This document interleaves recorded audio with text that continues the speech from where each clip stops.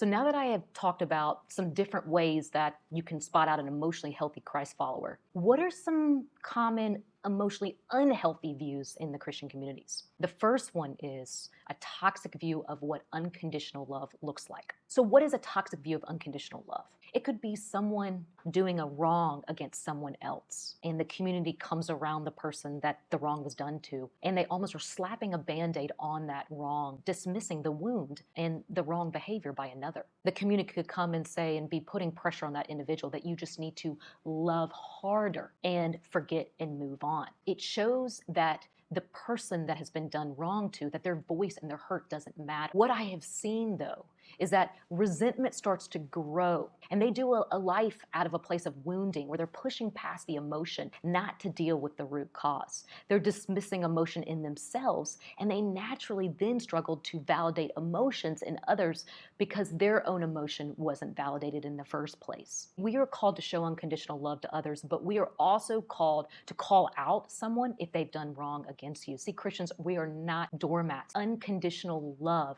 does not mean slapping a band-aid on and pushing past the hurt and the wound. Now, another example of this is being unaware of the season that God has you in. God gives us specific grace given for different types of seasons in our lives. It is dangerous to operate outside of God's specific grace for us in that season. Now, let me share an example of that. When you go through deep inner healing work, there is going to be grace given for that specific season. This tends to be, it's a tougher season, and self-compassion is definitely required. He will give you the grace to walk through those painful memories and emotions. And it is a process that it will definitely take up majority of your capacity. Now, in this season, you might be a little bit more inward focused, and you might not have the capacity that you usually do to pour into others. And that is completely okay. However, make note that sometimes He will give us the capacity beyond what we can handle. And this is also part of it too.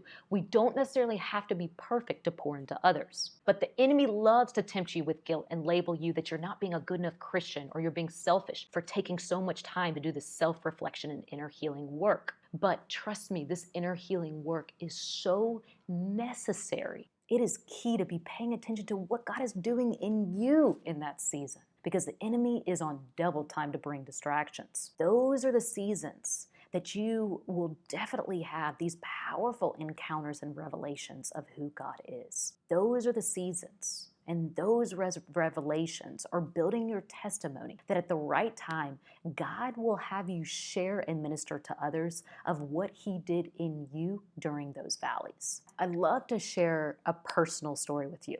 I have noticed that in those seasons, I have found myself trying to operate out of my own strength, and I cannot be present and actively listen to others.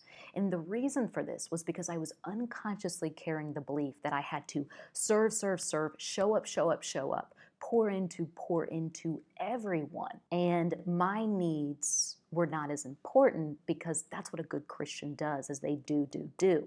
However, this ended up doing way more harm than good. And so I showed up to a coffee with a friend, and I just couldn't be present and active listen. And as the friend was mustering up the courage to be vulnerable with me, they could tell that I was just checked out and I was just not there. And that friend actually, it really did more harm than good, because that friend interpreted that their vulnerability of what they were going through, their struggles, was just too much for me, that I couldn't handle it. And so I actually had to wall off to protect myself from them. I was not serving well at all.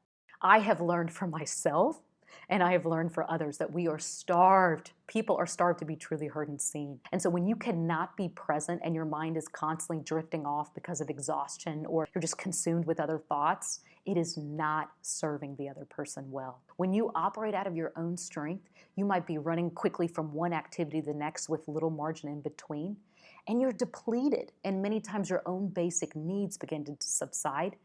We know that an indicator of us operating out of our own strength is when we either are getting sick or our emotions are controlling and getting the best of us. This is an indicator that it's time for us to slow down.